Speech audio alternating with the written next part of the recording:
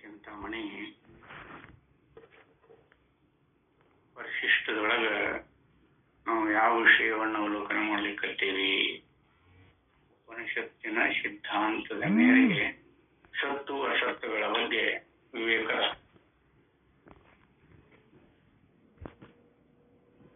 ಪ್ರಪಂಚ ಮಿಥ್ಯ ಅಂತಾರ, ಬ್ರಹ್ಮ ಸತ್ಯ ಅಂತಾರ. ಇವುಗಳ ವಿವೇಕ ಇದ್ದುಕೊಂಡಿದೆಯಲ್ಲ.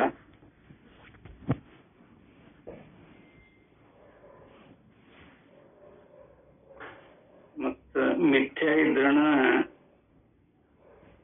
ಅದಕ್ಕೆ ಮತ್ತೊಂದು ಸತ್ಯ ಅಂತ ಕರೆಯಬೇಕು. ಸತ್ಯ ಇದ್ರನ ಅದಕ್ಕೆ ಮಿಥ್ಯ ಅಂತ. ಉಮೇಶ್ ಹೋರಿ ಮ್ಯೂಟ್ ಬಂದ್ ಮಾಡ್ರಿ. ನಿಮ್ ಹುಡುಗರು ಯಾಕೋ ಮ್ಯೂಟ್ ಬಂದ್ ಮಾಡ ಇಲ್ಲ. ಹಾ, ಹುಡುಗರು ಮುಡ್ತಾವ ನೋಡದ ನಾನು.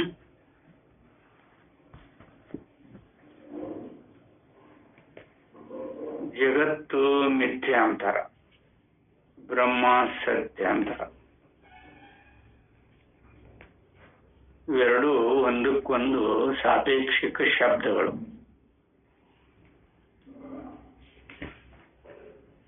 ಅಸತ್ತು ಇರ್ಲಿಲ್ಲ ಅಂದ್ರೆ ಯಾವ್ದಕ್ ಸತ್ ಅಂತೀರಿ?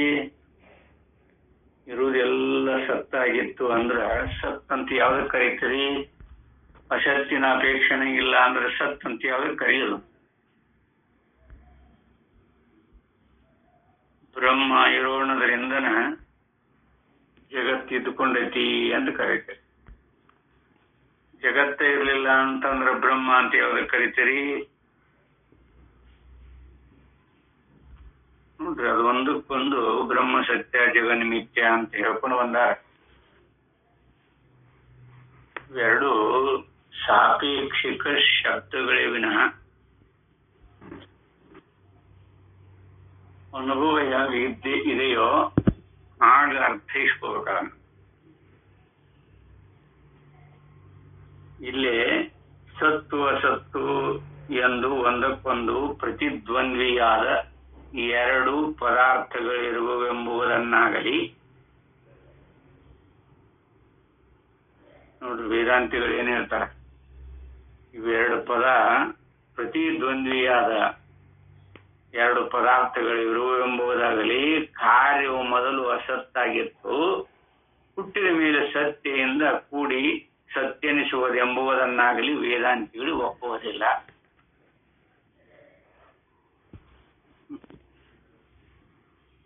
ಅರ್ಥವಾಗಿ ಇಲ್ಲಿ ಅನುಭವನ ಹೇಳ್ಕೊಂಡು ಬಂದಾರ. ಲಕ್ಷ್ಯದಲ್ಲಿ ಈ ಕಾರ್ಯರೂಪವಾಗಿ ತೋರ್ತಲ್ಲ, ಇದು ಅಸತ್ತು ಅಂತೂ ಒಪ್ಕೊಳ್ಳೋದಿಲ್ಲ. ಈ ಕಾರ್ಯದಕ್ಕಿಂತ ಮೊದಲು ಅದು ಸತ್ತು ಅಂತೂ ಒಪ್ಕೊಳ್ಳೋದಿಲ್ಲ ವೇದಾಂತಿಗಳು.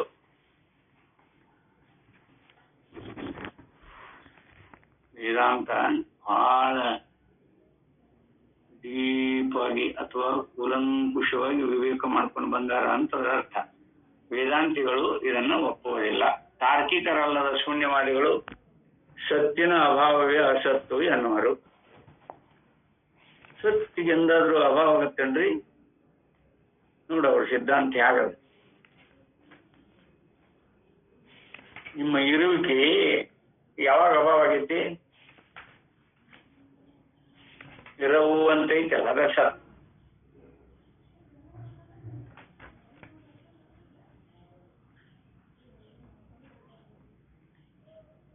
ಸೂರ್ಯನ ದೃಷ್ಟಿಯೊಳಗ ಅಥವಾ ಆಕಾಶದ ದೃಷ್ಟಿಯೊಳಗ ಆಕಾಶ ಯಾವಾಗ ಅಭಾವ ಆಗೈತಿ? ರಾತ್ರು ಹಗಲು ಯಾವಾಗಾದ್ರೂ ಆಕಾಶ ಇದ್ಕೊಂಡದ, ಅದ ಅಭಾವ ಅನ್ನೋ ಮಾತೇ ಇಲ್ಲ. ಸತ್ತಿನ ಅಭಾವವೇ ಅಸತ್ತು ಎನ್ನುವರು ಯಾರು? ಶೂನ್ಯವಾದಿಗಳಾಗಿರುವಂತಹ ಬೌದ್ಧರು. ಇದು ಸತ್ತಿನ ಎದುರು ಪಕ್ಷದ ಪದಾರ್ಥವು ಅಸತ್ಯ ಎಂದು ಅವರು ಹೇಳುವುದಿಲ್ಲ. ಸತ್ತಿನ ದ್ವಂದ್ವಾರ್ಥದೊಳಗೆ ಎರಡು ಶಬ್ದಗಳನ್ನು ಪ್ರಯೋಗ ಮಾಡ್ಯಾರಲ್ಲ, ಅದಕ್ಕೆ ಒಪ್ಕೊಳ್ಳೋದಿಲ್ಲ ಅವರು. ಅಸತ್ಯ ಎಂದು ಅವರು ಹೇಳುವುದಿಲ್ಲ. ಶೂನ್ಯವಾದಿಗಳ ಮತ ಮತದಲ್ಲಿ ಅಸತ್ಯ ಅಂದರೆ ಏನೂ ಇಲ್ಲದ್ದು. ನಿಸ್ಸಾರವು ಈ ಜಗತ್ತೆಲ್ಲವೂ ಅಸತ್ಯ ಎಂದರೆ ನಿಸ್ಸಾರವೇ, ಇದರಲ್ಲಿ ಯಾವ ಹುರುಳೂ ಇಲ್ಲವೇ ಇಲ್ಲ ಎಂಬುದನ್ನು ಆ ಬೌದ್ಧ ಮತವು ಒಪ್ಪುತ್ತದೆ. ಈ ವಾದವನ್ನು ವೇದಾಂತಿಗಳು ಒಪ್ಪುವುದಿಲ್ಲ.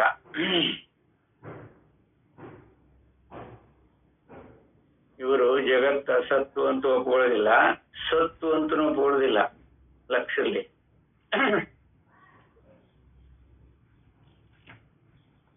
ಅದಕ್ಕಂದ್ರೆ ಈ ಜಗತ್ತು ಅಸತ್ತು ಅನೃತ ಮಿಥ್ಯೆ ಎಂದು ಅವರು ಕರೆಯುವವರಲ್ಲ. ಅದರ ಅಭಿಪ್ರಾಯವೇನು, ಇದನ್ನು ನಾವು ಈಗ ವಿಮರ್ಶಿಸಬೇಕಾಗಿದೆ. ಹಿಂದಿನ ದಿವಸ ಇಲ್ಲಿ ಪರ್ಯಂತರ ಅದನ್ನ ವಿವೇಕ ಮಾಡ್ಕೊಂಡ್ ಬಂದಿದ್ವಲ್ಲ. ವೇದಾಂತಿಗಳ ಅಭಿಪ್ರಾಯ ಏನಿತ್ತಿರಬಹುದು ಬಹಳ ಮುಖ್ಯ ಇಲ್ಲಿ. ಶ್ರುತಿ ಏನ್ ಹೇಳುತ್ತೆ, ಬ್ರಹ್ಮ ಸತ್ಯ ಜಗನ್ಮಿಥ್ಯ ಅಂತ ಹೇಳ್ತಾರೆ. ಅದಕ್ಕೆ ಅನುಭವ ದೊಡ್ಡದು ಅಂತ ಹೇಳ್ತಾರೆ ನೋಡ್ರಿ. ಅನುಭಾವಿಗಳು ಅವರ ಆ ಕೆಲಸದೊಳಗೆ ಬಹಳ ಅನುಭಾವಿಕರಿ ಅವರು. ಅವ್ರಿಗೆ ಏನ್ ಹೇಳೋದು ನಾವು ಅನ್ನೋದಿಲ್ಲ ನಾವು. ಹಾಗನೇ ಇದು ಅಸತ್ತು ಅನೃತ ಮಿಥ್ಯೆ ಎಂದು ಅವರು ಕರೆಯುವರಲ್ಲ. ತಾರ್ಕಿಕರಾಗಲಿ ಶೂನ್ಯವಾದಿಗಳಾಗಿರುವಂತಹ ಬುದ್ಧರಾಗಲಿ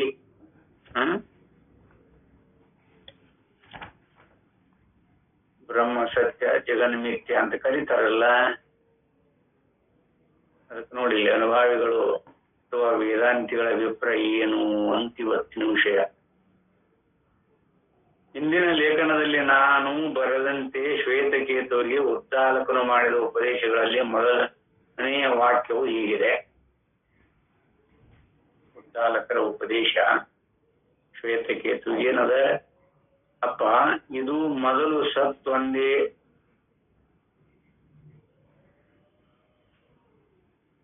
ಅರ್ಥ ಮಾಡ್ಕೊಳ್ರಿ, ನೋಡ್ಕೊಳ್ರಿ. ಅಪ್ಪ ಇದು ಮೊದಲು ಸತ್ ಒಂದೇ, ತನಗೆ ಎರಡನೆಯದಿಲ್ಲದ ಸತ್ ಒಂದೇ ಆಗಿತ್ತು.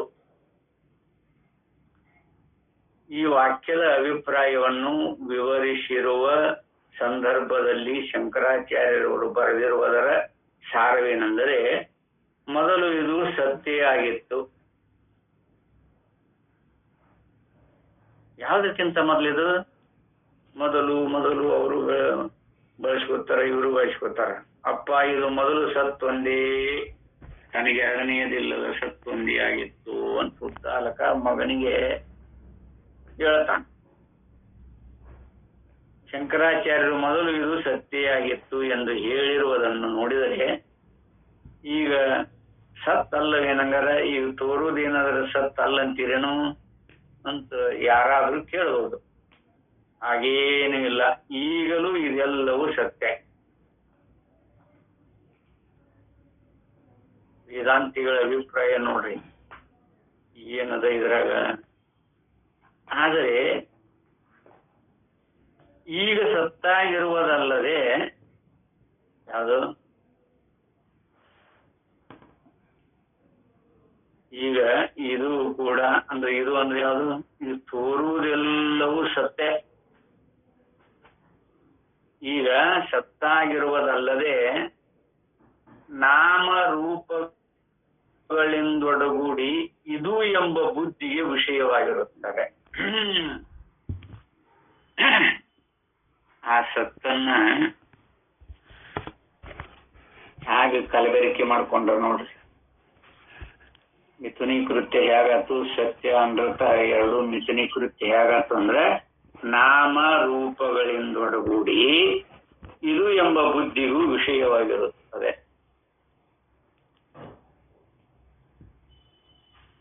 ಆದರೆ ಸೃಷ್ಟಿಗೆ ಮೊದಲು ಇದು ಸತ್ ಒಂದೇ ಆಗಿದ್ದಿತು.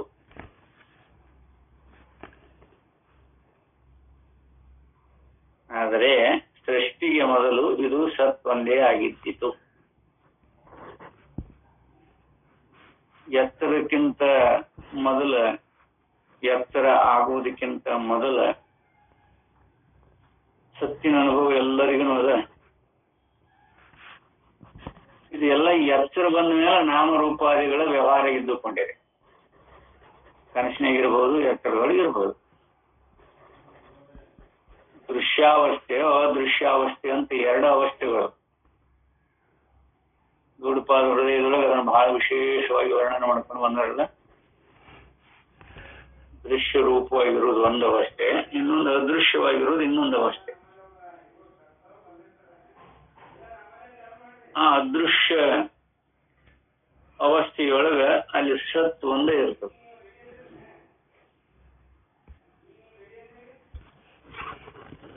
ಆ ಸತ್ತನ್ನ ಇನ್ನೊಂದು ರೂಪದೊಳಗೆ ನೋಡುವುದು ಎಚ್ಚರ ಸ್ವಪ್ನಾದಿಗಳು. ಅದು ಕಾರ್ಯರೂಪ ಅಂತ ಕರ್ಕೊಂಡ ಇಲ್ಲಿ ತೋರುವಾಗ ಅದು ಸತ್ಯಗೆ ತೋರ್ತದೆ. ನಾಮ ರೂಪಾದಿಗಳ ಅಪೇಕ್ಷೆಯಿಂದ ಅದು ತೋರೆ. ಆ ನಾಮರೂಪಾದಿಗಳಿಂದ ಒಡಗೂಡಿ ತೋರಿಕೊಂಡಾಗನ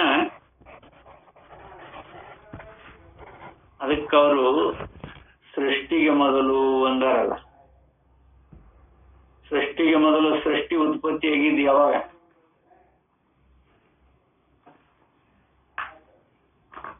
ಎಚ್ಚರದಕ್ಕಿಂತ ಮೊದಲು ಏನಾದರೂ ಸೃಷ್ಟಿ ಉತ್ಪತ್ತಿ ಇತ್ತ? ಯಾರ ಅನುಭವದೊಳಗೂ ಅದು ಇರ್ಲಿಕ್ಕಿಲ್ಲಲ್ಲ. ನಿದ್ರೆ ಮಾಡುವಾಗ ನನಗೆ ಪ್ರಪಂಚ ಇತ್ತು ಅಂತ ಯಾರಿಗೂ ಅನುಭವಕ್ಕೆ ಬಂದಿಲ್ಲಲ್ಲ. ಅಲ್ಲಿ ಸತ್ ಒಂದೇ ಇತ್ತು ಅನ್ನೋದ್ರಾಗೆ ತಪ್ಪೇನದು, ದೋಷ ಏನದು?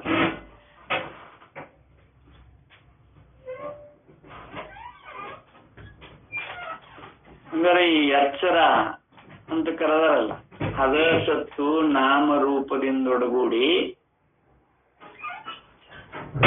ಇದಕ್ಕೆ ಎಚ್ಚರ ಅಂತ ಹೆಸರಿಟ್ಕೊಂಡಾರ, ಅದಕ್ಕೆ ಸ್ವಪ್ನ ಅಂತ ಹೆಸರಿಟ್ಕೊಂಡಾರ. ಇವೆರಡರಕ್ಕಿಂತ ಮೊದಲು ಪ್ರಪಂಚ ಇದ್ದ ಅನುಭವ ಯಾರಲ್ಲೇನೂ ಇಲ್ಲ. ಮತ್ತೈತಂತೀರ ಅನುಭವಕ್ಕೆ ಬಂದದ ಯಾರಿಗಾದ್ರು? ಈ ಎಚ್ಚರದಕ್ಕಿಂತ ಪೂರ್ವದೊಳಗ ನಿಮ್ಗ ಈ ಪ್ರಪಂಚದ ಅನುಭವ ಇದ್ದದ್ದು ಯಾರಿಗಾದ್ರೂ ಉಂಟಾ?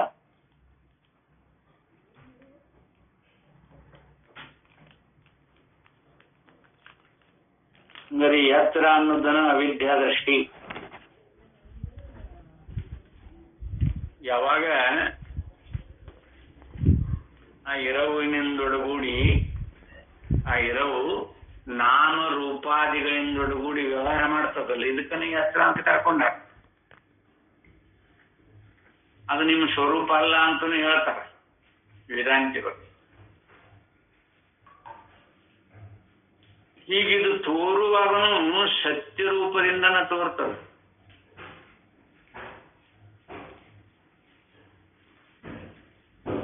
ಇರುವನ್ನ ಬಿಟ್ಟು ಎತ್ತರನೂ ತೋರಿಲ್ಲ, ಸ್ವಪ್ನನೂ ತೋರಿಲ್ಲ.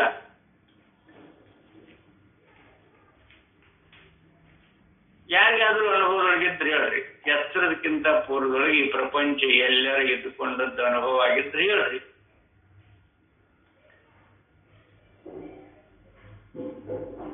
ಯಾರಿಗಾದ್ರೂ ಅದನ್ನು ಕಂಡಿದ್ರ ಅಥವಾ ಯಾರಾದ್ರೂ ನಿದ್ರೆ ಒಳಗೂ ವ್ಯವಹಾರ ಮಾಡ್ಕೊತ ಇದ್ರ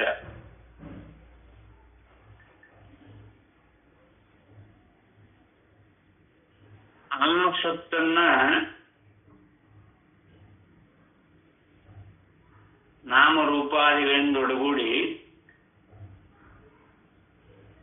ಆ ಎರವನ್ನ ಅಥವಾ ಆ ಸತ್ತನ್ನ ನಾಮರೂಪಾದಿಗಳಿಂದ ಒಡಗೂಡಿರಲ್ಲ. ಈ ನಾಮರೂಪಾದಿಗಳ ಕಲ್ಪನೆ ಯಾವಾಗ ಬಂದದ? ಎಲ್ಲಿ ಬಂದದ? ಯಾವಾಗ ಬಂದದ? ಎಲ್ಲಿ ಬಂದದ? ಏನಾದರೂ ಕಾಲ ದೇಶವನ್ನು ಆಶ್ರಯಿಸಿಕೊಂಡು ಬಂದದ ಇದು ಎತ್ತರ?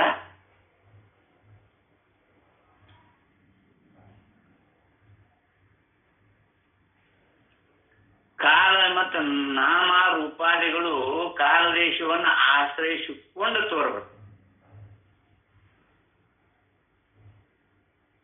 ಯಾವುದೇ ನಾಮರೂಪಗಳು ಕಾಲ ದೇಶವನ್ನು ಆಶ್ರಯಿಸಿಕೊಂಡ ಅದಕ್ಕೆ ಅಸ್ತಿತ್ವ ಇರ್ತದೆ.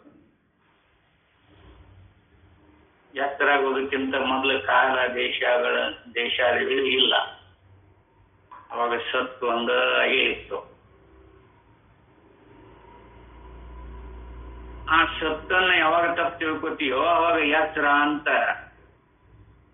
ಕಲ್ಪಿಸಿಕೊಂಡು ಆ ಎತ್ತರದೊಳಗಿರುವಂಥ ಅಂತಃಕರಣ, ಇಂದ್ರಿಯ, ಪರಮಾತ್ಮ ಏನ್ ಮಾಡ್ತಾನ, ನಾಮರೂಪಾದಿಗಳಿಂದೊಡಗೂಡಿರುವ ಅನೃತವಾಗಿರುವಂಥ ಆ ವಸ್ತುಗಳ ಇರುವಿಕೆಯನ್ನ ಅನುಭವ ಮಾಡ್ತಾನೆ. ಅನೃತವಾಗಿರುವಂಥ ನಾಮರೂಪಾದಿಗಳಿಂದೊಡಗೂಡಿ, ಈ ನಾಮ ರೂಪಾದಿಗಳು ಒಡಗೂಡಿ ಅಂತಾರೆ. ಯಾವುದರಿಂದ ಒಡಗೂಡ್ತಾವು? ಅನೃತವಾಗಿರುವಂಥ ವಸ್ತುಗಳು ಯಾವುದರಲ್ಲಿ ಅಡಕಾಗ್ತಾವ? ಅದನ್ನಾರ ಗೊತ್ತು ಮಾಡ್ಕೊಂಡ್ರೆ ಸಾಕು.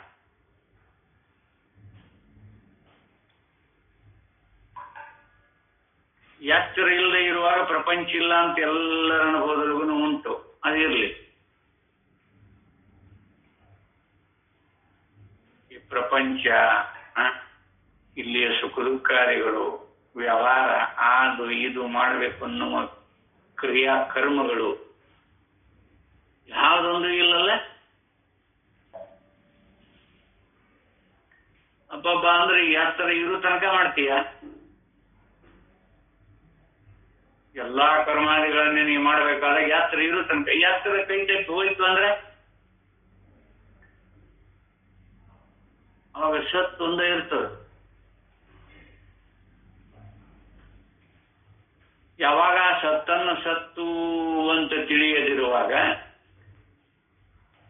ಪರಮಾತ್ಮ ರೂಪದಿಂದ ಅಂತಃಕರಣಾದಿಗಳನ್ನು ವಹಿಸಿಕೊಂಡು ಈ ನಾಮ ರೂಪಾದಿಗಳ ಕಲ್ಪನೆ ಮಾಡ್ಕೊಳ್ಳಿ. ಕುಂಬಾರನ ಮನೆಯೊಳಗೆ ಮಣ್ಣು ಬೆಳಿಗ್ಗೆ ಮಣ್ಣಾಗೆ ಇರ್ತದೆ. ಅವ ತನ್ನ ನಿತ್ಯ ಕ್ರಿಯಾಕರ್ಮಗಳನ್ನ ಮಾಡಿ ಒಂದು ಕುಂಬಾರ ಶಾಲೆಯೊಳಗೆ ನಿಂತು ಅದನ್ನ ಆ ಮಣ್ಣನ್ನ ಕಿಮಿಚಿ ಮಡಿಕೆ ಕುಡಿಕೆ ಸಾಯಂಕಾಲ ಹೋಗಿ ನೋಡಿದಾಗ ಬರೀ ಮಣ್ಣಿಟ್ಟು ಬೆಳಿಗ್ಗೆ ಬಂದು ನೋಡಿದಾಗ ಏನು ಇಷ್ಟು ಪಗಡಿ ಪಾತ್ರೆಗಳ ಮಾಡಿ ಬಿಟ್ಟಿಯಲ್ಲ ಕೇಳ್ತಾನೆ. ಆ ನಾಮ ರೂಪಾದಿಗಳಿಂದ ಒಡಗೂಡಿ ಅಲ್ಲಿ ಆಕಾರ ನಾಮಗಳಾಗಲಿ, ಕುಂಬಾರರು ಮಾಡಿರುವಂತಹ ಆ ಗಡಿಗೆ ಮಡಿಕೆ ಕುಡಿಕೆ ಆ ರೂಪಾದಿಗಳೆಲ್ಲವೂ ಮೊದಲು ಮಣ್ಣ ಇರ್ತದೆ. ಆ ನಾಮ ರೂಪಾದಿಗಳು ಮೊದಲ ಇತ್ತು ಮಣ್ಣಿನೊಳಗನ ಉತ್ಪತ್ತಿ ಆಗ್ಯಾವಲ್ಲ. ಅವ ಮಾಡ್ಯಾನ ಅನೃತವಾಗಿರುವಂತಹ ನಾಮರೂಪಾದಿಗಳ ಕಲ್ಪನೆಯನ್ನ ನೋಡಲ್ಲ. ಮೊದಲು ಮಣ್ಣ ಅದು. ಬೆಳಿಗ್ಗೆ ಹೋಗಿ ನೋಡಿದಾಗ ಮಣ್ಣ ಇರ್ತಾವ ಮನೆಯೊಳಗೆ. ಅದನ್ನ ಹದಗೊಳಿಸಿ ಆಮೇಲೆ ಮಡಿಕೆ ಕುಡಿಕೆಯಾದಿಗಳನ್ನ ಮಾಡಿದ್ನಲ್ಲ 10 ಗಂಟೆ 11 ಗಂಟೆ ಹೋಗಿ ನೋಡಿದ್ರಾಗ ಅಂದ್ರೆ ಮಾಡಿ ಮಾಡಿ ಮಾಡಿ ಮಾಡಿ ಇಟ್ಟಿ.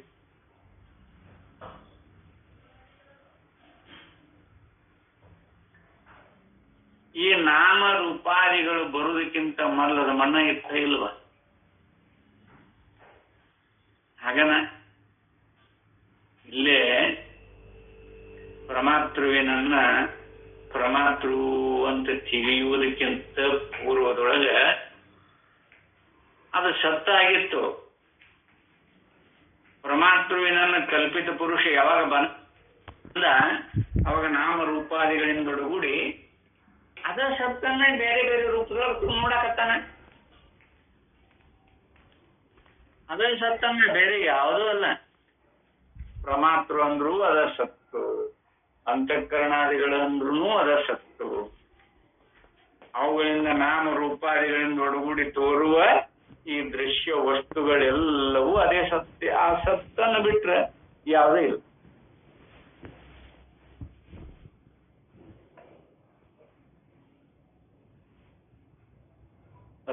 ಅಸತ್ತು ಅಂತ ಯಾವುದಕ್ಕೆ ನಿರ್ಣಯ ಮಾಡ್ತೀರಿ? ಆ ನಾಮರೂಪಾದಿಗಳಿಂದೊಡಗೂಡಿ ಅದರ ಪ್ರಯೋಜನದ ಅಭಿಮಾನವನ್ನ ಅಭಿಮಾನಿ ಪುರುಷ ಅವನು ಬಳಸಿಕೊತಾನಲ್ಲ, ಅದಕ್ಕೆ ಅಸತ್ತು ಅಂತ ಕಾಯ್ತಾನೆ. ಏನಿಲ್ಲಿದ್ರಾಗ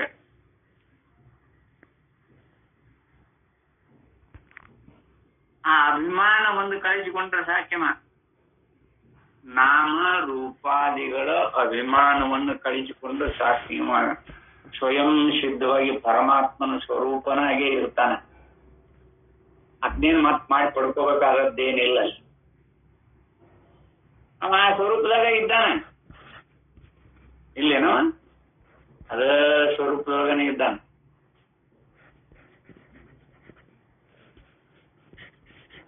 ಬೇರೆ ಏನೂ ಇಲ್ಲ.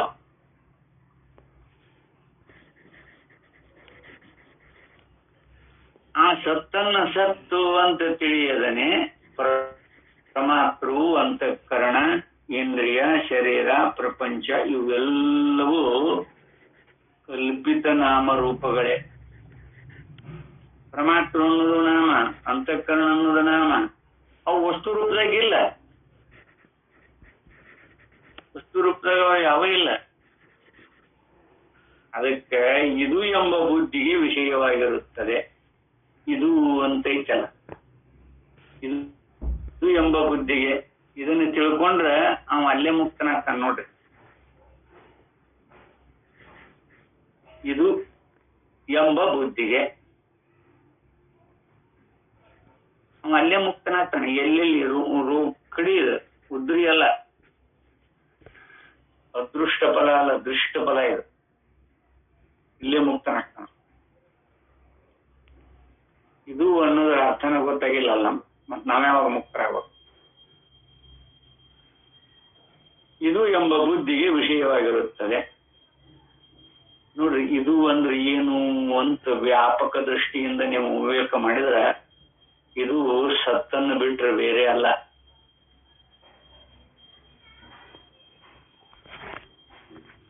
ಯಾವಾಗ ಸತ್ತು ಒಂದ ಆಗಿತ್ತು ಅಂದ್ರೆ ಈ ನಾಮರೂಪಾದಿಗಳ ವ್ಯವಹಾರ ಎಂದೂ ತೋರಿಕೊಂಡಿದ್ದಿಲ್ಲ. ಅದೇ ಸತ್ತು ಇದು ಅಂತ ವ್ಯವಹಾರ ಮಾಡ್ಕೊಂಡ್ರಿ ಅವಾಗೆಲ್ಲ ತೋರುತ್ತ ನೋಡಿ. ಅದಕ್ಕನೇ ಯಾಸ್ತ್ರ ಅಂತ ಕರೀತಾರೆ. ಆದ್ರೆ ಅದು ಯಾವ ಕಾಲ ದೇಶಗಳಲ್ಲಿನೂ ಆಗಿಲ್ಲ. ಇದನ್ನ ಮರಿಬಾರದು. ಬೆಳಗಿನ 4 ಗಂಟೆಗೆ ಯಾಸ್ತ್ರ ಆಯ್ತು, ಎದ್ದ ಮೇಲೆ ಅದು ಬೆಳಗಿನ 4 ಗಂಟೆ, ಯಾಸ್ತ್ರ ಆದ ಮೇಲೆ ಅದು ಬೆಳಗಿನ 4 ಗಂಟೆ, 3 ಗಂಟೆ, 5 ಗಂಟೆ. ಯಾಸ್ತ್ರ ಆದ ನಂತರದ ವಿಷಯವು ಅವನ್ನ ಸೂಕ್ಷ್ಮವಾಗಿ ಬಿಡಿಸ್ಕೊಳಕ್ ಬಾರದೆ ಇರುವವರಿಗೆ ಬೆಳಗಿನ 4 ಗಂಟೆಗೆ ಎದ್ದೇನೆ, 5 ಗಂಟೆಗೆ ಎದ್ದೇನೆ, 3 ಗಂಟೆಗೆ ಎದ್ದೇನೆ, ಏನೇನು ಹೇಳ್ತಾ. ನನಗೆ ಇವತ್ತು ಎತ್ತರ ಆಗಲಿಲ್ಲ, ಬಹಳ ಸಂತೋಷ. ಇವತ್ತು ಎತ್ತರ ಆಗಲಿಲ್ಲ. ಒಬ್ಬೊಬ್ರು 8 ಗಂಟೆ 10 ಗಂಟೆ ತನಕ ಮಲಗೋರು ಇಲ್ಲ ಇದ. ಅವ್ರಿಗೆ ಎತ್ತರ ಆಗಿರೋದಿಲ್ಲ. ಏನ ಎತ್ತರ ಆದ್ರೂ ಹೊಳ್ಳಿ ಹೊತ್ಕೊಂಡು ಮಕ್ಕೋತಾರಂತೂ ಗೊತ್ತಿಲ್ಲ. ಯಾಕಂದ್ರೆ ಅವ್ರ ಅನುಭವ ಹಾಗೂ ಇರ್ತಾರೆ. ಇದು ಎಂಬ ಬುದ್ಧಿಗೆ ವಿಷಯವಾಗಿರುತ್ತದೆ. ಆದರೆ ಸೃಷ್ಟಿಗೆ ಮೊದಲು ಇದು ಸತ್ತೊಂದೇ ಆಗಿದ್ದಿತು.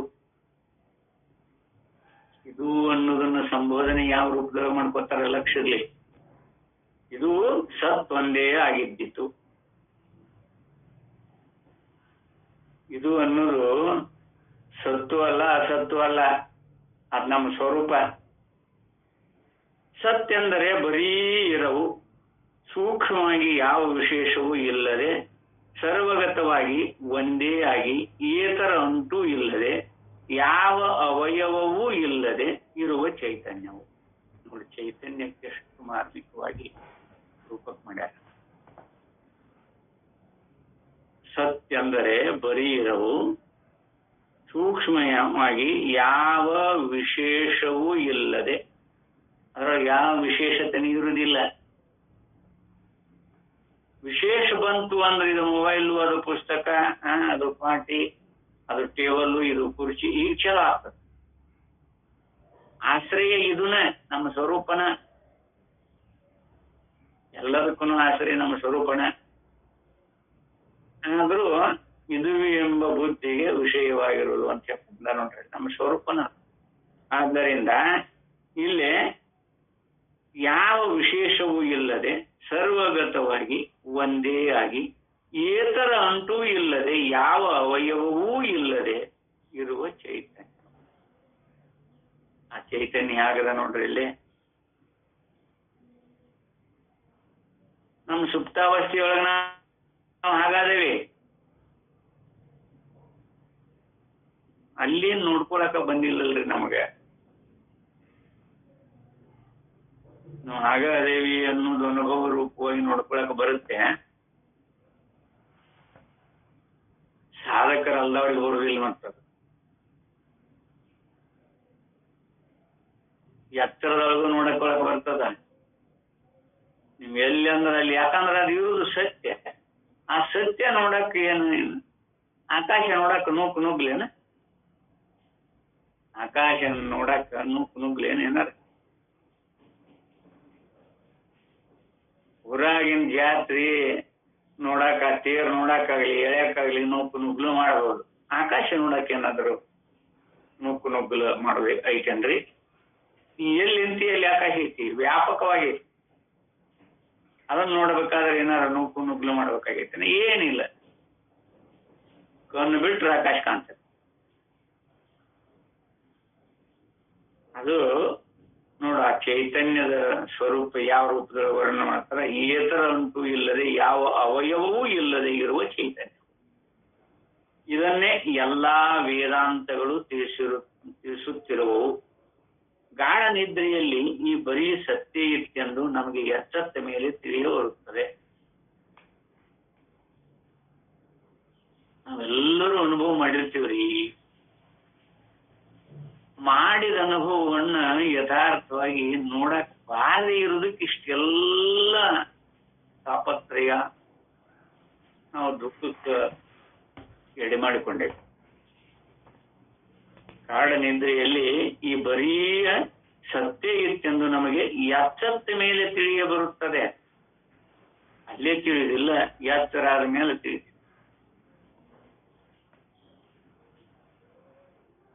ಅಲ್ಲೇ ಯಾಕೆ ತಿಳಿಯಕ್ ಬರುದಿಲ್ಲ? ನಮ್ಮ ಸ್ವರೂಪ ನಮಗ ವಿಷಯ ಆಗಕ್ ಬರುದೇ ಇಲ್ಲ. ಅದನ್ನ ಇವುಗಳನ್ನ ಇಟ್ಕೊಂಡ ಅದನ್ನ ಕಲ್ಪಿಸ್ಕೋಬೇಕಾಗಿದೆ. ಸೃಷ್ಟಿಗೆ ಪೂರ್ವದಲ್ಲಿಯೇ ಹಾಗೆ ಕುಂಬಾರನ ಮನೆಯಲ್ಲಿ ಕಾಣುವ ಗಡಿಗೆ, ಶ್ರಾವ್ಯ ಮುಂತಾದ ಎಲ್ಲವೂ ಬೆಳಿಗ್ಗೆ ಮನ್ನೆಯಾಗಿತ್ತು ಎಂದು ಹೇಳುವಲ್ಲವೇ? ಹಾಗೆ ಇದು ಈ ಜಗತ್ತು ಸತ್ಯ ಆಗಿದ್ದರೆ ನೋಡ್ರಿ, ಮತ್ತೊಂದು ಇದು ಬರ್ತದೆ ಇಲ್ಲಿ. ಬಹಳ ಸೂಕ್ಷ್ಮದ ಇದು. ಚೆನ್ನಾಗಿ ಹೇಳಿದ್ರು ವಿಚಾರವಂತರು ಅದನ್ನ ಯಾವ ರೂಪದಿಂದ, ಅದು ಯಾಕಂದ್ರೆ ದೃಢ ಆಗ್ಲಿ, ನಿಶ್ಚಯ ಬರ್ಲಿ ಇವ್ರಿಗೆ ಅನ್ನೋದಕ್ಕ ಅದನ್ನ ಪುನಃ ಮತ್ತೆ ಪರ್ಯಾಯ ರೂಪದೊಳಗೆ ತರ್ಕನು ಮಾಡ್ತಾರೆ. ಅದು ಅನುಭವಕ್ಕೆ ಅನುಸರಿಸಿದ ತರ್ಕ, ಅನುಭವಾಂಗ ತರ್ಕ. ಶಂಕರರು ಬಳಸಿದ್ದು ಅನುಭವಾಂಗ ತರ್ಕ, ಬೇರೆ ಶುಷ್ಕ ತರ್ಕಗಳಲ್ಲ. ಈಗ ಅಂತೂ ಗಾಢ ನಿದ್ರೆಯೊಳಗೆ ಅಸತ್ ಒಂದಾಗಿತ್ತು. ಅದನ್ನ ತಪ್ಪು ತಿಳ್ಕೊಂಡು ನಾಮ ರೂಪಾದಿಗಳಿಂದ ಒಳಗೂಡಿ ಎಚ್ಚರದೊಳಗೆ ವ್ಯವಹಾರಕ್ಕೆ ಬಳಸಿಕೊಂಡೇವಿ. ಅದ ಸತ್ತನ್ನ ಅಂತ ನಿರ್ಣಯ ಆಯ್ತಲ್ಲ. ಇಲ್ಲಿ ಈ ಜಗತ್ತು ಸತ್ಯ ಆಗಿದ್ದರೆ ಸತ್ತಿನಿಂದ ಸತ್ತು ಹುಟ್ಟುತ್ತದೆ ಎಂದಾಗುತ್ತದೆ ಅಲ್ಲವೇ ಎಂದು ಯಾರಾದ್ರೂ ಕೇಳಬಹುದು. ಎಷ್ಟು ಮಂದಿ ಹಂಗಾದ್ರೆ ಬ್ರಹ್ಮಗಳು, ಆ ಬ್ರಹ್ಮನಿಂದ ಮತ್ತೊಬ್ಬ ಬ್ರಹ್ಮ ಹುಟ್ಟಿದ, ಆ ಬ್ರಹ್ಮನಿಂದ ಮತ್ತೊಬ್ಬ ಬ್ರಹ್ಮ ಹುಟ್ಟಿದ. ವಿಶ್ವವೆಲ್ಲವೂ ಬ್ರಹ್ಮಮಯ ಆಗಿ ಹೊಳಿತಲ್ಲ. ಸತ್ತಿನಿಂದ ಸತ್ತು ಹುಟ್ಟಾಕತ್ತತಿ ಎಂದು ಯಾರಾದ್ರೂ ಕೇಳಿದ್ರೆ, ಅಲ್ಲಿ ಯಾಕಂದ್ರೆ ಮಣ್ಣಿನಿಂದ ಮಡಿಕೆ ಕುಡಿಕೆ ಇದುಗಳಾಗ್ಯಾವು ಅಂತ ಹೇಳ್ಕೊತ ಬಂದಾರಲ್ಲ. ಮಣ್ಣು ಸತ್ಯ, ಆ ಸತ್ತಿನಿಂದನೇ ಉತ್ಪತ್ತಿ ಆಗ್ಯಾವ ಇವು ನಾಮರೂಪಾದಿಗಳು. ಗಡಿಗೆ, ಮಡಿಕೆ, ಕುಡಿಕೆ ಸತ್ತಿನಿಂದ ಉತ್ಪತ್ತಿ ಆದಂಗಿಲ್ಲ. ಅದಕ್ಕೆ ಬ್ರಹ್ಮನಿಂದನೇ ಈ ಸೃಷ್ಟಿ ಉತ್ಪತ್ತಿ ಆಗೈತಿ ಅಂತ ಹೇಳಿದ್ರು ಅವರು. ಬ್ರಹ್ಮ ಸೃಷ್ಟಿಪ ಇದು, ಸೃಷ್ಟಿ ಬ್ರಹ್ಮ ಸೃಷ್ಟಿ ಇದು, ಈ ಪ್ರಪಂಚ ಎಂಬುದು ಅಂತ ಹೇಳಿದ್ರು. ಸತ್ನಿಂದ ಸತ್ತ ಹುಡ್ದತಿ.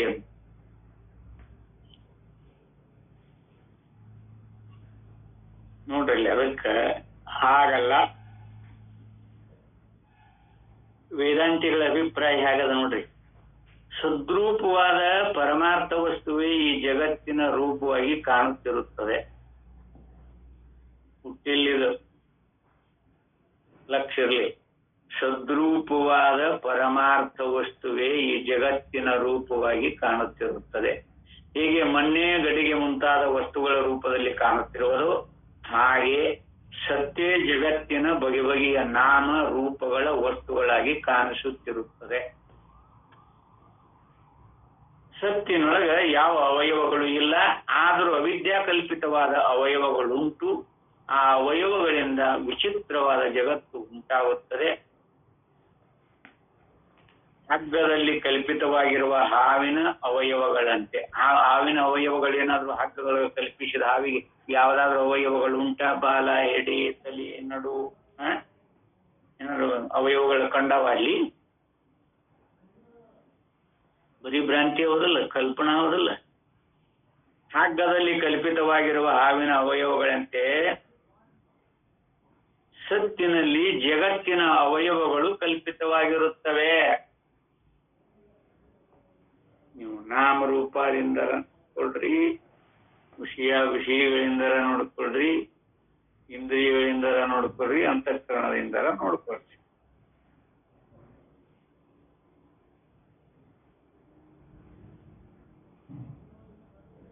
ಸತ್ತಿನಲ್ಲಿ ಜಗತ್ತಿನ ಅವಯವಗಳು ಕಲ್ಪಿತವಾಗಿರುತ್ತವೆ. ಅವಯವಗಳು ಅಂದ್ರೆ ತಪ್ಪು ತಿಳುವಳಿಕೆ ಅಥವಾ ಅವಿದ್ಯಾ ದೃಷ್ಟಿ. ಹಾಗಾದ್ರೆ ಈ ಜಗತ್ತು ಅಸತ್ಯ ಅಲ್ಲವೇ ಎಂದರೆ ಅಲ್ಲ. ನೋಡ್ರಿ, ಅದನ್ನು ಹೇಳ್ತಾರ. ಮತ್ತೆ ಜಗತ್ತು ಅಸತ್ ಅಂತ ತಿಳ್ಕೊಂಡಿರಿ, ಅದು ಅಲ್ಲ. ಸತ್ತಿನಿಂದ ಅನ್ಯವಾದ ಅಸತ್ ಎಂಬ ಪದಾರ್ಥವನ್ನು ವೇದಾಂತಿಗಳು ತಾರ್ಕಿಕರಂತೆ ಒಪ್ಪಿರುವುದಿಲ್ಲ.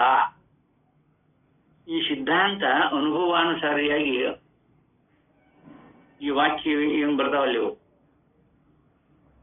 ಇದನ್ನು ಬಹಳ ಮಾರ್ಮಿಕವಾಗಿ ಅನುಭವ ರೂಪವಾಗಿ ಕಂಡುಕೋ ಸಾಧಕರು. ಇಲ್ಲಿಗೆ ಕೈ ಬಿಟ್ಟು ಯಾವ್ರು ಒಪ್ಕೊಂಡಿಲ್ಲ ಅನ್ಕೊಂಡು ಮುಂದೆ ಹೋಗ್ಬಾರ್ದು. ಏನಂತ? ಸತ್ತಿನಿಂದ ಅನ್ಯವಾದ ಅಸತ್ಯೆಂಬ ಪದಾರ್ಥವನ್ನು ವೇದಾಂತಿಗಳು ತಾರ್ಕಿಕರಂತೆ ಒಪ್ಪಿರುವುದಿಲ್ಲ.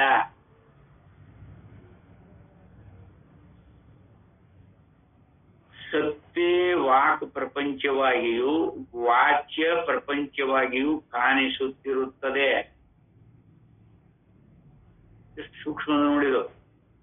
ಬಿಡಿಸಿ ನೋಡಿದವರಿಗೆ ಹಗ್ಗಕ್ಕಿಂತ ಬೇರೆಯಾಗಿ ಹಾವೆಂಬುವುದು ಇರುವುದೇ ಇಲ್ಲ.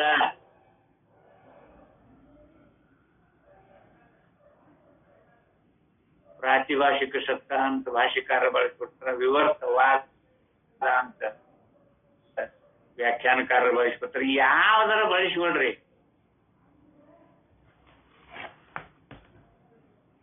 ಏನಾಗಿದೆ ಇಲ್ಲೇ ನೋಡೋರು ಒಪ್ಕೊಂಡಿಲ್ಲ ಇವರ ಮಾತಿಗೆ. ಸತ್ತಿನಿಂದ ಅನ್ಯವಾದ ಅಸತ್ ಎಂಬ ಪದಾರ್ಥವನ್ನು ವೇದಾಂತಿಗಳು ತಾರ್ಕಿಕರಂತೆ ಒಪ್ಪಿರುವುದಿಲ್ಲ. ಕಾರಣ ಏನು?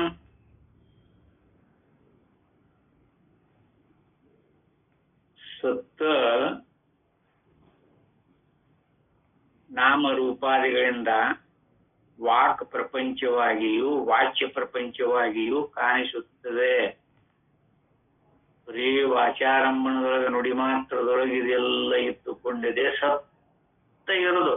ಇದನ್ನು ಬಿಡಿಸಿ ನೋಡಿದವರಿಗೆ ಹಗ್ಗಕ್ಕಿಂತ ಬೇರೆಯಾಗಿ ಹಾವೆಂಬುದು ಇರುವುದೇ ಇಲ್ಲ. ಇದರಂತೆ ತತ್ವವನ್ನು ಬಿಡಿಸಿ ನೋಡಿದವರಿಗೆ ಸತ್ತಿಗಿಂತ ಬೇರೆಯಾದ ಪ್ರಪಂಚವು ಇರುವುದೇ ಇಲ್ಲ. ಸತ್ತಿಗಿಂತ ಬೇರೆಯಾಗಿರುವಂತ ಪ್ರಪಂಚ ಎಲ್ಲಿಯೂ ಇಲ್ಲ. ಬ್ರಹ್ಮ ಸತ್ಯ ಜಗನ್ ಮಿಥ್ಯ ಅಂತ ಶ್ರುತಿ ಯಾವ ದೃಷ್ಟಿಯೊಳಗೆ ಮಿಥ್ಯಾ ರೂಪದೊಳಗೆ ತೋರ್ತದದು? ಸತ್ತಿನ ತಪ್ಪು ತಿಳುವಳಿಕೆ. ಜಗತ್ತಂದ್ರೆ ಏನು? ಸತ್ತಿನ ತಪ್ಪು ತಿಳುವಳಿಕೆ. ಅದಕ್ಕೆ ಬೇರೆ ಬೇರೆ ರೂಪಗಳನ್ನ ಕಲ್ಪಿಸಿಕೊಂಡ್ರು. ಮಾಯಾ ಅಂದ್ರು, ಅವಿದ್ಯಾ ಅಂದ್ರು, ಅಧ್ಯಾಸ ಅಂದ್ರು, ವಿವರ್ತ ಅಂದ್ರು, ಪ್ರಾತಿಭಾಷಿಕ ಸತ್ತ ಅಂದ್ರು, ಏನಾರ ಅಂದ್ಕೊಂಡ ಶಾಸ್ತ್ರಕಾರರು ಭೋಗ ಸೌಕರ್ಯಕ್ಕೆ ಏನೆಲ್ಲ ಕಲ್ಪನಾ ಮಾಡಿಕೊಂಡು ಸತ್ತನ್ನ ತಿಳಿಸ್ಬೇಕಾದ್ರೆ ಎಷ್ಟು ಪರಿಶ್ರಮ ಪಟ್ಟಾರ ನೋಡ್ರಿ ಅವ್ರು. ನಾವು ಸುಳ್ಳದ ಬಾಳೆಯನ್ನು ಇಟ್ಟಾರವರು ಅದನ್ನ ಸ್ವೀಕಾರ ಮಾಡ್ಲಿಕ್ಕೆ ನಮ್ಮ ಇಂದ್ರಿಯಗಳಿಗೆ ಆ ಧಾರಾದ್ಯತೆ ಉಳ್ಕೊಂಡಿಲ್ಲ. ಏನ್ ಮಾಡೋದು ನಮ್ಮ ಕರ್ಮ. ಇಲ್ಲೇ ತತ್ವವನ್ನು ಬಿಡಿಸಿ ನೋಡಿದವರಿಗೆ ಸತ್ತಿಗಿಂತ ಬೇರೆಯಾದ ಪ್ರಪಂಚವು ಇರುವುದೇ ಇಲ್ಲ, ಹಗ್ಗದಕ್ಕಿಂತ ಬೇರೆಯಾಗಿ ಹಾವು ಎಲ್ಲಿನೂ ಇಲ್ಲವೇ ಇಲ್ಲ. ಈ ನಾಮ ರೂಪ ಪ್ರಪಂಚವೆಲ್ಲವೂ ಪರಮಾರ್ಥವಾಗಿ ಸತ್ ಒಂದೇ ಆಗಿರುತ್ತದೆ.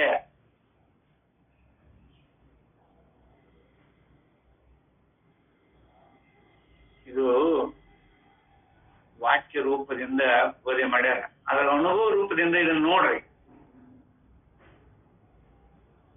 ಅವಸ್ಥಾ ದೃಷ್ಟಿಯಿಂದ ನೋಡ್ರಿ, ಅವಸ್ಥಾತ್ರಯಗಳ ಪ್ರಯೋಜನ ಎಷ್ಟು ಪ್ರಯೋಜನಕಾರಿ ಐತಿ ನೋಡ್ರಿ. ಭಗವಂತ ನಮಗೆ ಸಾದೃಶ್ಯವಾಗಿ ಇಟ್ಬಿಟ್ಟಾನವನ್ನ. ಗಾಢ ನಿದ್ರೆ, ಎತ್ತರ, ಸ್ವಪ್ನ, ಎಷ್ಟು ಮಾರ್ಮಿಕವಾಗಿ ನೋಡಲ್ಲಿ. ಅದಕ್ಕೆ ಇಲ್ಲೇ ನಾಮ ರೂಪ ಪ್ರಪಂಚವೆಲ್ಲವೂ ಪರಮಾರ್ಥವಾಗಿ ಸತ್ ಒಂದೇ ಆಗಿರುತ್ತದೆ.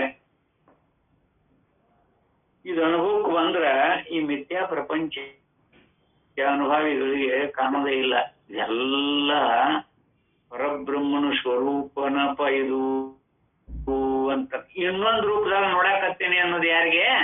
ಇದು ಎಲ್ಲ ಪರಬ್ರಹ್ಮನ ಸ್ವರೂಪನಪ್ಪ ಅಂತ ಅನುಭವ ಮಾಡಿದವ ಯಾವ ಇರ್ತಾನ ಅವಾಗ ಇನ್ನೊಂದು ರೂಪನೂ ಕಾಣೋದಿಲ್ಲ. ಇನ್ನೊಂದು ರೂಪ ಕಾಣಬೇಕಾದ್ರೆ ಇನ್ನೊಂದು ರೂಪವಾಗಿ ಪರಿವರ್ತನೆ ಮಾಡಿಕೊಂಡು ಅದ ಸತ್ತನ್ನ ಇನ್ನೊಂದು ರೂಪದೊಳಗೆ ನೋಡಾಕತ್ತೇನಿ. ಅದ ಮಣ್ಣನ್ನ ಕುಡಿಕೆ ಮಡಿಕೆ ಪರಿವಾನ ಪರಿಯಾನ ಅಂತ ನೋಡಕತ್ತೀನಿ ಅಂತ ಎಲ್ಲ ಮಣ್ಣಿನ ರೂಪ ಅಂತ ತಿಳಿದಂತ ಜ್ಞಾನಿಗೆ ಆ ರೂಪಾದಿಗಳ ನಾಮರೂಪಾದಿಗಳ ಅಭಿಮಾನ ಹಂಚಿಕೊಳ್ಳೋದಿಲ್ಲ. ಮತ್ತೆ ಏನೇನೋ ಮಾಡ್ಕೋತೀವಿ ನಾವು ನಮ್ಮ ಮನೆಯವರ, ಏನು ಮಾಡ್ಲಿಕ್ಕಾಗೋದಿಲ್ಲ. ಇರುವುದನ್ನ ಇದ್ದಂಗ ನೋಡೋದಿಲ್ಲ ನಾವು. ಬಾಯಿ ಎದುರಿಗೇನ ಐತಿ, ಸುಮ್ಮನೆ ಕೈ ತಗೊಂಡು ಬಾಯಿಗೆ ಹೋಯ್ದ್ರೆ ಊಟ ಆಗ್ತೈತಿ. ಅದನ್ನ ಈಚೆ ಕಡೆ ತಲಿ ಹಿಂದ ಹಾಕಿ ಈಚೆ ಕಡೆ ಹಾಕಿ ಉಣಿಸೋದ್ರಾಗ ಏನಾಗ್ತೈತಿ? ಸುಮ್ಮನೆ ಊಟ ಮಾಡಬೇಕು. ಹಾಗಾದರೆ ಪ್ರಪಂಚವು ಮಿಥ್ಯೆ ಎಂದರೇನು ಎಂದು ಯಾರಾದರೂ ಕೇಳುವರೋ ಅವರಿಗೆ ನಾವು ಈವರೆಗೂ ವಿವರಿಸಿರುವ ಸದ್ವರ್ಣನೆಯು ತಿಳಿಯಲಿಲ್ಲ ಎನ್ನಬೇಕಾಗುತ್ತದೆ. ಪ್ರಪಂಚ ಮಿಥ್ಯ, ಬ್ರಹ್ಮ ಸತ್ಯ, ಪ್ರಪಂಚ ಮಿಥ್ಯ ಅಂತ ಕೇಳ್ತಾರಲ್ಲ, ಅವ್ರಿಗೆ ಏನ್ ಹೇಳ್ಬೇಕು? ಇಲ್ಲಿಯವರೆಗೆ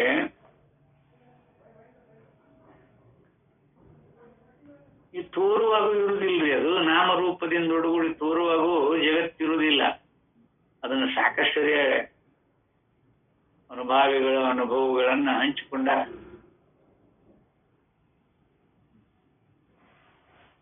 ಏಕೆಂದರೆ ಪ್ರಪಂಚವು ಪರಮಾರ್ಥವಾಗಿ ಸದ್ರೂಪವಾಗಿ ಇದೆ, ಸತ್ತಿಗಿಂತ ಬೇರೆಯಾದ ಪ್ರಪಂಚವಿಲ್ಲ ಎಂಬುವುದೇ ನಾವು ಈವರೆಗೆ ಬರೆದಿರುವುದರ ಸಾರವು. ಅನುಭಾವಿಗಳು ಹೆಂಗ ಸತ್ತಿಗಿಂತ ಬೇರೆಯಾದ ಪ್ರಪಂಚವಿಲ್ಲ ಎಂಬುವುದೇ ನಾವು ಈವರೆಗೆ ಬರೆದಿರುವ ಸಾರವು. ಆಚಾರ್ಯರು ಬರೆದಿರುವ ಒಂದು ಅರ್ಥಪೂರ್ಣವಾದ ವಾಕ್ಯವನ್ನು ಇಲ್ಲಿ ಉದಾಹರಿಸುವೆವು.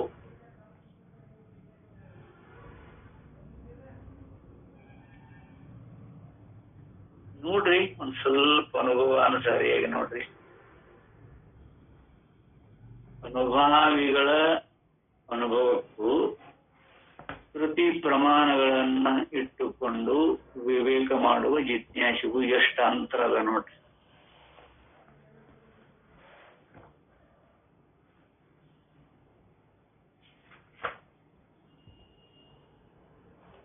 ನೋಡ್ರಿ, ಇಲ್ಲಿ ಬಹಳ ಮಾರ್ಮಿಕವಾಗಿರ್ತದೆ.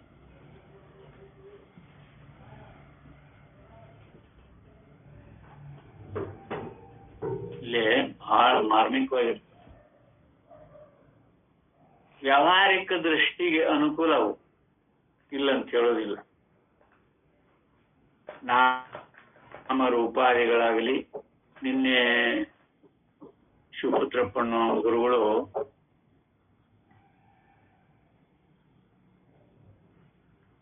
ತತ್ವಮಸಿ ಅದೊಂದು ಚೌಕಟ್ಟಿನೊಳಗಿರುವಂತದ್ದು ಅಂತ ಹೇಳಿದ್ರು. ಚಕಬಂದಿ ಅವ್ರ ವಾಕ್ಯದೊಳಗೆ ಹೇಳ್ಬೇಕಂದ್ರೆ ಚಕಬಂದಿ ಬಹಳ ಅರ್ಥಪೂರ್ವವಾಗಿ ಅದನ್ನ ವರ್ಣನೆ ಮಾಡಿದ್ರು. ಸರಿನೇ, ಅದು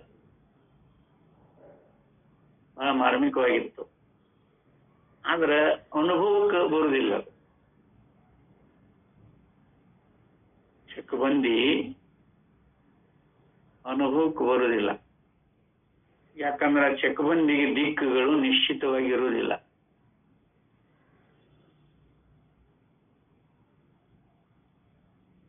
ದಿಕ್ಕುಗಳು ನಿಶ್ಚಿತ ವ್ಯಾವಹಾರಿಕ ದೃಷ್ಟಿಯೊಳಗೆ ಅನುಭವಕ್ಕೆ ಬರ್ತದೆ, ಇಲ್ಲ ಅಂತಲ್ಲ. ವ್ಯಾವಹಾರಿಕ ದೃಷ್ಟಿಯೊಳಗೆ ಈಗ ಕಲ್ಲಪ್ಪ ಜಮೀನ ಪೂರ್ವಕ್ಕದ ಅಂತ ಇಟ್ಕೊಳ್ರಿ. ಯಾರಿಗೆ ಪೂರ್ವಕ್ಕದು? ಮಲ್ಲಪ್ಪ ಪಶ್ಚಿಮಕ್ಕ ಅವನ ಜಮೀನದ. ಮಲ್ಲಪ್ಪನ ಚಕಬಂದಿ ಬರಿಬೇಕಾದಾಗ ಅದೇ ಸ್ಥಾನವನ್ನ ಪೂರ್ವ ಅಂತ ಕರೀತು. ಯಾಕಂದ್ರೆ ಪೂರ್ವ ಕಲ್ಲಪ್ಪದ. ಆದ್ರೆ ಕಲ್ಲಪ್ಪನ ಹೊಲದ ಚಕಬಂದಿ ಬರಿಬೇಕಾದ್ರೆ ಮಲ್ಲಪ್ಪನ ಹೊಲ ಪಶ್ಚಿಮಕ್ಕದ ಅಂತ ಬರೀತ. ಸ್ಥಾನ ಒಂದೇ ಅಲ್ಲಿ, ವ್ಯವಹಾರ ದೃಷ್ಟಿಯೊಳಗೆ ಸರಿ. ಅದ್ರಾಗ ಅದೇನು ಪಶ್ಚಿಮ ಪೂರ್ವ ಸ್ಥಾನ ಎರಡೂ ಅಲ್ಲ ಅಲ್ವಾ? ಚಕಬಂದಿ ಹಾಕ್ತಾರಲ್ಲ, ಆ ದಿಕ್ಕುಗಳ ನಿರ್ಣಯ ಅಲ್ಲೇ ಸಾಂಕೇತಿಕವಾಗಿ ವ್ಯಾವಹಾರಿಕ ದೃಷ್ಟಿಯೊಳಗೆ ಸತ್ಯನ, ಅದು ಇಲ್ಲ ಅಂತಲ್ಲ. ಏನದು? ವ್ಯಾವಹಾರಿಕ ದೃಷ್ಟಿಯೊಳಗೆ ಸತ್ಯ. ಮಲ್ಲಪ್ಪಗ ಪೂರ್ವಾಗಿದ್ದು ಕಲ್ಲಪ್ಪಗ ಪಶ್ಚಿಮ ಆಗ್ತದ, ಅದ ಸ್ಥಾನ ಮೇರೆ. ಅದ್ರಾಗ ಯಾವ್ದನ್ನು ಒಪ್ಕೋತೀರಿ ನೀವು ಅನುಭಾವಿಗಳು? ಆದಿತ್ಯ ಎಂಬುದು ಬರೀ ನುಡಿ ಮಾತ್ರ ಅಂತ ನಿರ್ಣಯ ಮಾಡ್ಕೋಬೇಕಲ್ಲ ನಿಮ್ಮ ಅನುಭವದೊಳಗೆ. ನಮ್ಮ ಹೊಲದ ಪೂರ್ವಕ್ಕೆ ಕಲ್ಲಪ್ಪದನ ಅಂತ ಮಲ್ಲಪ್ಪ ಅಂತಾನ, ಕಲ್ಲಪ್ಪ ಏನ್ ಹೇಳ್ತಾನ? ನಮ್ಮ ಪಶ್ಚಿಮಕ್ಕೆ ಮಲ್ಲಪ್ಪದನ ಅಂತ. ದಿಕ್ಕು ವ್ಯಾವಹಾರಿಕ ದೃಷ್ಟಿಯೊಳಗ ಪರಿಗಣನೆಗೆ ಮಾಡಬಹುದು. ಒಂದೇ ಸ್ಥಾನ ಎರಡು ದಿಕ್ಕಿನಾಗ ಇರ್ಲಿಕ್ಕೆ ಸಾಧ್ಯ ಇಲ್ಲಲ್ಲ. ಅದಕ್ಕದು ಅನುಭವಕ್ಕೆ ನಿಲ್ಲುವುದಿಲ್ಲ, ದಿಕ್ಕುಗಳು ಅನುಭವ ಇರುವುದಿಲ್ಲ. ಹಾಗಾಗಿ ಇಲ್ಲಿ ಪ್ರಪಂಚ ಅನ್ನೋದು ಅನುಭವಕ್ಕೆ ಅನುಸರಿಸಿಕೊಂಡು ನೋಡಿದ್ರೆ ಅದು ಸತ್ಯವನ್ನು ಬಿಟ್ಟು ಯಾವುದೂ ಅಲ್ಲ.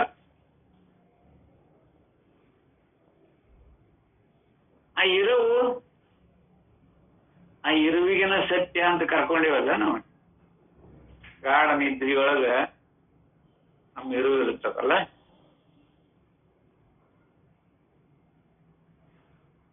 ಸೋಮಶಿ ಮಹಾವಾಕ್ಯಕ್ಕೆ ಅಂತಃಕರಣಕ್ಕೆ ಸ್ಪರ್ಶಗೊಂಗ ಶಿವಪುತ್ರಪ್ಪ ಗುರುಗಳು ಬಹಳ ಮಾರ್ಮಿಕವಾಗಿ ಹೇಳಿದ್ರು, ಅದನ್ನು ಒಪ್ಕೊಳ್ಬೇಕು. ಆದ್ರೆ ಅನುಭಾವಿಗಳು ಒಪ್ಪುವ ರೀತಿ ಯಾವುದು? ವ್ಯಾವಹಾರಿಕ ದೃಷ್ಟಿಯೊಳಗ ಅನುಭವ ಮಾಡಿಕೊಳ್ಳೋದು ಹೇಗ ಅಂತ ಮಾತ್ರ ಅಲ್ಲಿ ಸೂಕ್ಷ್ಮತೆ ಏನೈತಿ ಅಂತ ತಿಳ್ಕೊಂಡು ಅನುಭಾವಿಗಳು ಅದನ್ನು ಸ್ವೀಕಾರ ಮಾಡೋದು.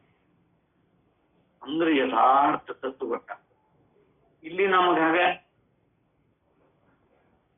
ಇಲ್ಲೇ ಸತ್ತಿಗಿಂತ ಬೇರೆಯಾದ ಪ್ರಪಂಚವಿಲ್ಲ ಎಂಬುದೇ ನಾವು ಈವರೆಗೆ ಬರೆದಿರುವುದರ ಸಾರವು. ಆಚಾರ್ಯರು ಬರೆದಿರುವ ಒಂದು ಅರ್ಥಪೂರ್ಣವಾದ ವಾಕ್ಯವನ್ನು ಇಲ್ಲಿ ಉದಾಹರಿಸಿರುವರು. ಉದಾಹರಣೆಗೆ ಒಂದು ಅರ್ಥಪೂರ್ಣವಾಗಿರುವಂತ ವಾಕ್ಯವನ್ನು, ವಿಶೇಷ ಆಕಾರ ಮಾತ್ರ ತೂ ಸರ್ವೇಷಾಂ ಮಿಥ್ಯಾ ಪ್ರತ್ಯಯ ನಿಮಿತ್ಯಂ ಇತಿ ವಾಚಾರಂಭ ನಮ್ಮ ವಿಕಾರೋ ನಾಮಧೇಯ ನಾಮಧೇಯಂ ಅನೃತಂ ತ್ರೀಣಿ ರೂಪಾಣಿ ಇತ್ಯೇವ ಸತ್ಯಂ. ಚಾಂದೋಗ್ಯೋಪನಿಷತ್ತಿನೊಳಗೆ ಬಂದದೆ. ತಾನ್ಯಾಪಿ ಆಕಾರ ವಿಶೇಷತು ಅನೃತಂ ಸ್ವತಃ ಸನ್ಮಾತ್ರ ರೂಪತೆಯ ಸತ್ಯಂ. ಪ್ರಾಕ್ ಸದಾ ಆತ್ಮ ಪ್ರತಿಬೋಧಾ ಸ್ವವಿಷಯೇ ಅಪಿ ಸರ್ವಂ ಸತ್ಯಂ ಏವ ಸ್ವಪ್ನ ದೃಶ್ಯ ಇವ ಇತೀನ ಕಶ್ಚಿತ್ ವಿರೋಧಃ. ಯಾವಾಗಲೂ ಇದು ವಿರೋಧ ಆಗ್ಲಿಕ್ಕೆ ಸಾಧ್ಯ ಇಲ್ಲ. ನೋಡವ್ರು ಎಷ್ಟು ಮಾರ್ಮಿಕವಾಗಿ ವಿಶೇಷ ಆಕಾರ ಮಾತ್ರಂತೂ ಸರ್ವೇಷಾಂ ಮಿಥ್ಯಾ ಪ್ರತ್ಯಯ ನಿಮಿತ್ಯಂ ಇತಿ. ಯಾವ ವಸ್ತುವೇ ಆಗಲಿ ತನ್ನ ವಿಶೇಷವಾದ ರೂಪದಿಂದ ತಪ್ಪು ತಿಳುವಳಿಕೆಗೆ ತೋರತಕ್ಕದ್ದಾದ್ದರಿಂದ ಮಿಥ್ಯೆ.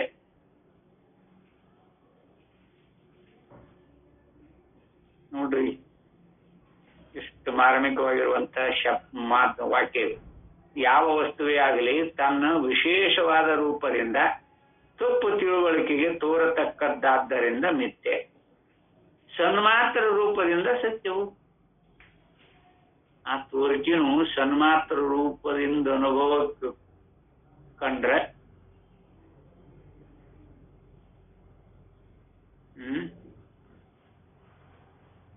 ನಮ್ಮ ರೂಪಾದಿಗಳ ಸತ್ಯತ್ವ ಎಷ್ಟು ಮಟ್ಟಿಗೆ ಇರ್ತದ ಅಂತ ಹೇಳಿ ಶ್ರೀಪುತ್ರ ಪೂರ್ವಗಳು ಹೇಳ್ಕೊಂಬಂದ ನೀನೆ ಅದನ್ನೇನ ಮತ್ತೆ ವರ್ಣನೆ ಮಾಡೋ ಅವಶ್ಯಕತೆ ಇಲ್ಲ. ನಾಮರೂಪಾದಿಗಳ ಅಸ್ತಿತ್ವತೆ ಹೇಗಿರ್ತತಿ ಅಂತ. ಅದು ಬರೀ ತಪ್ಪು ತಿಳುವಳಿಕೆಗೆ ತೋರತಕ್ಕಂಥದ್ದಾಗಿದ್ದು ಮಿಥ್ಯ. ನೋಡೋರು ಎಷ್ಟು ಮಾರ್ಮಿಕವಾಗಿ ಹೇಳ್ತಾರೆ. ತಪ್ಪು ತಿಳುವಳಿಕೆಗೆ ತೋರತಕ್ಕದ್ದಾದ್ದರಿಂದ ಮಿಥ್ಯೆ. ಸನ್ಮಾತ್ರ ರೂಪದಿಂದ ಸತ್ಯವು. ಎಲ್ಲವೂ ಸತ್ಯ ಎಂದು ತಿಳಿಯುವುದಕ್ಕಿಂತ ಪೂರ್ವದಲ್ಲಿ ಪ್ರತಿಯೊಂದು ಕನಸಿನ ಪದಾರ್ಥಗಳಂತೆ ತನ್ನ ರೂಪದಿಂದಲೂ ಸತ್ಯವೇ. ಆದ್ದರಿಂದ ಯಾವ ವಿರೋಧವೂ ಇಲ್ಲ ಎಂದು ಆಚಾರ್ಯರು ಬರೆದಿರುತ್ತಾರೆ. ಸ್ವತಃ ಸನ್ಮಾತ್ರ ರೂಪತೆಯ ಸತ್ಯಂ. ಎಷ್ಟು ಪ್ರಾಕ್ ಸದಾ ಆತ್ಮ ಪ್ರತಿಬೋಧ ಸ್ವವಿಷಯ ಅಪಿ ಸರ್ವಂ ಸತ್ಯಮೇವ ಸ್ವಪ್ನ ದೃಶ್ಯ ಇವ ಇತೀನ ಕಶ್ಚಿತ್ ವಿರೋಧ. ಯಾತ್ರರ ತೋರ್ಲಿ ಸ್ವಪ್ನರ ತೋರ್ಲಿ ಯಥಾರ್ಥವಾಗಿ ಯಾವುದು ಅಂತ ನೋಡಲ್ಲಿ ಹೇಳ್ತಾರೆ. ಯಾವ ವಸ್ತುವೇ ಆಗಲಿ ತನ್ನ ವಿಶೇಷವಾದ ರೂಪದಿಂದ ತಪ್ಪು ತಿಳುವಳಿಕೆಗೆ ತೋರತಕ್ಕದ್ದಾದ್ದರಿಂದ ಮಿಥ್ಯೆ. ಸನ್ಮಾತ್ರ ರೂಪದಿಂದ ಸತ್ಯವು. ಎಲ್ಲವೂ ಸತ್ಯ ಎಂದು ತಿಳಿಯುವುದಕ್ಕಿಂತ ಪೂರ್ವದಲ್ಲಿ ಪ್ರತಿಯೊಂದು ಕನಸಿನ ಪದಾರ್ಥಗಳಂತೆ ತನ್ನ ರೂಪದಿಂದಲೂ ಸತ್ಯವೇ. ತನ್ನ ರೂಪದಿಂದ. ಆದ್ದರಿಂದ ಯಾವ ವಿರೋಧವೂ ಇಲ್ಲ ಎಂದು ಆಚಾರ್ಯರು ಬರೆದಿರುತ್ತಾರೆ. ಪ್ರಪಂಚವು ವಿತಥ ಅಂದ್ರೆ ಮಿಥ್ಯ ಎಂದರೆ ತೋರುವಂತೆ ಇಲ್ಲ. ವಿತಥ ಅಂದ್ರೆ ಅದು ತೋರುವಂತೆ ಇಲ್ಲ. ಮತ್ತೇನೆಂದರೆ ಅದು ನಿಜವಾಗಿ ಸನ್ಮಾತ್ರವಾದ ಬ್ರಹ್ಮವೇ ಆಗಿರುತ್ತದೆ. ಅದು ಮಿಥ್ಯೆ ಮೃಷ ಅನೃತ ಎಂದರೆ ತೋರುವ ತನ್ನ ಆಕಾರದಿಂದ ಹುಸಿ ತೋರಿಕೆ.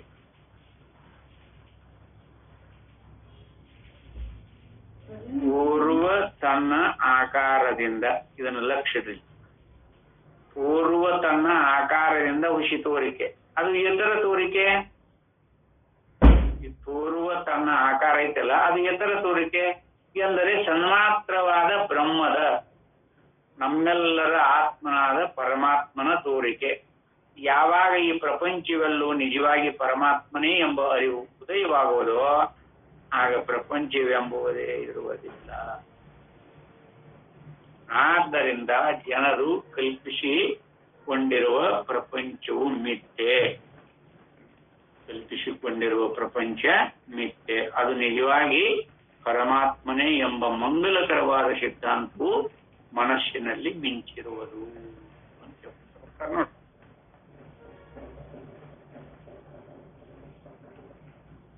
ಇನ್ನ ನಾಳೆ ದಿವಸ ಶಾಸ್ತ್ರ ದೃಷ್ಟಿ ಅಂತ 31ನೇ ಜೋತಿನ ಹೇಳ್ಕೊಂಡ್ ಬರ್ತಾರ.